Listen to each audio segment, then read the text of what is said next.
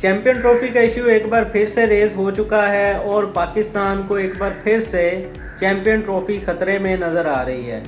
31 दिसंबर तक पाकिस्तान में जो ग्राउंड्स की कंस्ट्रक्शन का काम था वो डेडलाइन थी कि आपने 31 दिसंबर तक ये पूरा कर लेना है, लेकिन पाकिस्तान अभी तक वो काम मुकम्मल नहीं कर सका, जबकि 40 दिन से कम दिन रह गए हैं टूर्नामेंट होने में।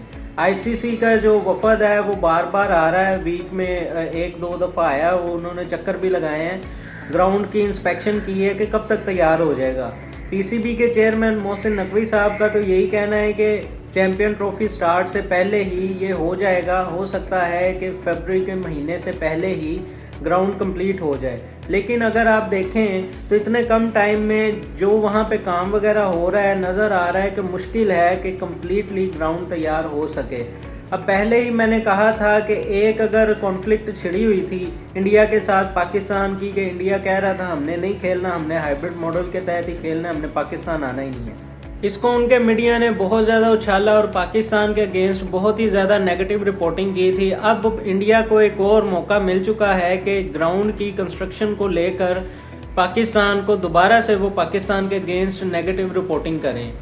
मैंने पहले भी कहा था कि कोशिश यही होनी चाहिए कि पाकिस्तान को कोई भी ऐसा चांस नहीं देना चाहिए इंडिया को कि कोई भी नेगेटिव पॉइंट उनको मिले और वो उस पर इतना ज़्यादा वावेला करें। अब इंडिया बार बार इस बात को हाईलाइट कर रहा है कि ग्राउंड्स तैयार ही नहीं हुए, उस पर मुख्तलिफ मीम्स बन रही हैं, ट्रोल किया जा रहा है, लेकिन कोई पता नहीं है कि ग्राउंड्स अभी तक कब रेडी होंगे, क्योंकि अभी तक कोई भी डेट फिक्स बताई ही नहीं गई कि इस टाइम तक ग्राउंड्स रेडी हो जाएंगे। लेकिन अगर टेक्निकल बुनियादों पर देखा जाए तो आखिर में जो स्पेक्टेटर्स होते हैं उनकी सीटिंग का इशू आ जाता है, उनके लिए जो सर्विसेज हैं हो सकता है कि ग्राउंड तो कंप्लीट हो जाए, लेकिन जो स्पेक्टेटर्स हैं, जो ग्राउंड में क्राउड आएगा, उनके लिए सर्विसेज मुकम्मल ना हो सकता है कि उनको मुश्किलात का सामना करना पड़े। 19 फरवरी को पहला मैच होना है कराची में और उससे पहले हमें ये ग्राउंड्स रेडी करने हैं।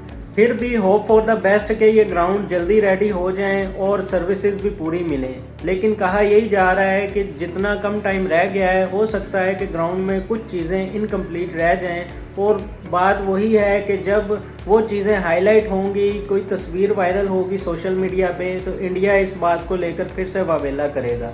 ये चांस, ये मौका हमें इंडिया को नहीं देना चाहिए था।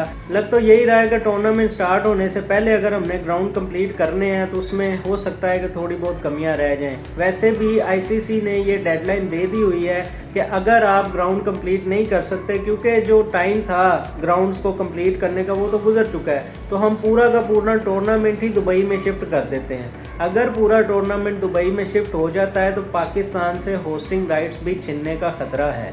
ये बहुत ही ज़्यादा कंसर्निंग बात है। देखते हैं कि अब आगे इस पे क्या प्रोग्रेस होती है, क्या अपडेट्स आती हैं। होपफुली पाकिस्तान टाइम तक ग्राउंड जो है वो रेडी कर लेगा और होपफुली कि कम्प्लीटली ग्राउंड रेडी करेगा, क्योंकि इंस्पेक्शन की टीमों ने भी आना होता है। ग्राउंड्स जब कंप्लीट हो जाते हैं उसके बाद टिकट्स की डिस्ट्रीब्यूशन वगैरह भी होनी होती है। आईसीसी ने एक होल्ड लेना होता है, 1 महीना 1.5 महीना पहले, सारा कुछ उन्होंने फिर मैनेज करना होता है। अभी तक ग्राउंड कंप्लीट ही नहीं हुए तो जाहिर है आईसीसी ने कब आना है, कब उन्होंने ये सब मैनेज करना है, तो काफ़ी ज़्यादा मुश्किल अभी भी नज़र आ रहा है। ग्राउंड पता नहीं कब तक कंप्लीट होंगे, होपफुली के ग्राउंड जल्दी कंप्लीट हो जाएंगे। दूसरी तरफ अगर साइम अयूब की बात करें तो उनकी भी अवेलेबिलिटी की अभी कोई अपडेट नहीं है कि चैंपियन ट्रॉफी के लिए वो अवेलेबल होंगे या नहीं होंगे। रूमर्स तो यही है कि फरवरी के महीने में वो प्रैक्टिस स्टार्ट कर देंगे चैंपियन ट्रॉफी से पहले और चैंपियन ट्रॉफी वो खेलेंगे। और फिर फ़खर जमान ने भी ऐलान कर दिया है, he is hopeful and he is very optimistic कि वो चैंपियन ट्रॉफी के स्क्वाड में उनका भी नाम आ जाएगा और वो पाकिस्तान के स्क्वाड में, पाकिस्तान की टीम में वापसी कर लेंगे। अगर तो साइम अयूब फिट हो जाते हैं और उनके साथ फ़खर जमान को स्क्वाड में शामिल किया जाता है तो उम्मीद है कि टीम बहुत अच्छा परफॉर्म करेगी, क्योंकि होम ग्राउंड पे हमारे मैचेस होने हैं, तो उम्मीद तो यही है कि पाकिस्तान बहुत अच्छा परफॉर्म करेगी।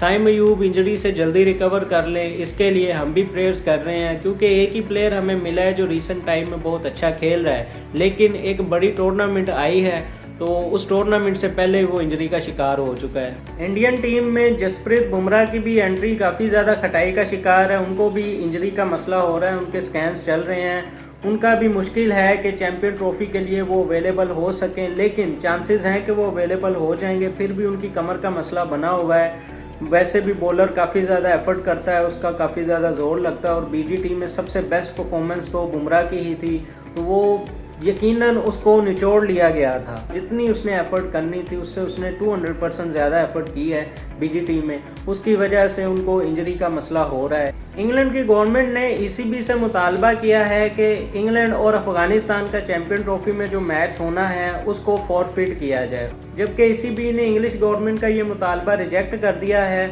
और उनका यही कहना है कि आईसीसी की जो टूर्नामेंट्स हैं उनमें हम बॉयकॉट करने का रिस्क नहीं ले सकते, जबकि बायलैटरल सीरीज़ के लिए वो ऑलरेडी बॉयकॉट कर चुके हैं। इंग्लैंड और ऑस्ट्रेलिया की जो टीम्स हैं वो किसी भी किस्म की बायलैटरल सीरीज़ अफ़गानिस्तान के साथ नहीं खेलते।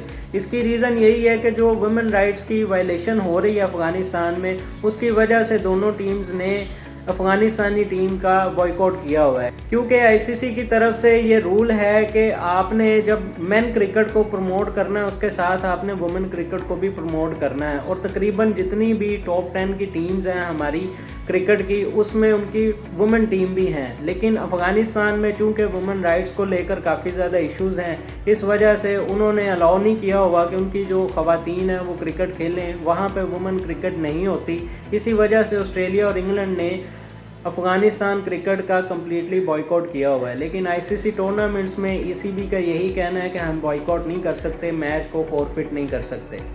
अब अगर देखा जाए तो क्रिकेट भी अब सियासी खेल बनता जा रहा है। पहले पीसीबी और बीसीसीआई के इश्यूज चल रहे थे, पाकिस्तान और इंडिया की बायलैटरल सीरीज़ को लेकर तो काफ़ी टाइम से इशू चल रहे हैं। दूसरी तरफ अब अफ़गानिस्तान के भी इश्यूज आ गए हैं कि ऑस्ट्रेलिया और इंग्लैंड ने अफ़गानिस्तान को कम्प्लीटली बॉयकॉट किया हुआ है। आगे चलकर हो सकता है 2-3 और टीमों के इश्यूज आ जाएं, तो एक स्पोर्ट्स जो जेंटलमैन गेम थी क्रिकेट की, अब उसको इन्होंने पॉलिटिकल इशू बनाकर रख दिया है। अब इसमें भी पॉलिटिक्स आ गई है।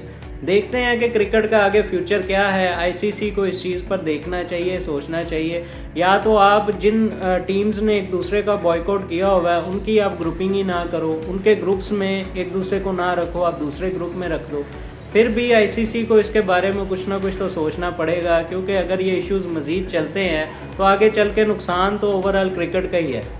अगर वीडियो अच्छी लगी है तो इसे लाइक करें, अपने दोस्तों के साथ शेयर करें और चैनल को सब्सक्राइब कर लें। Thank you.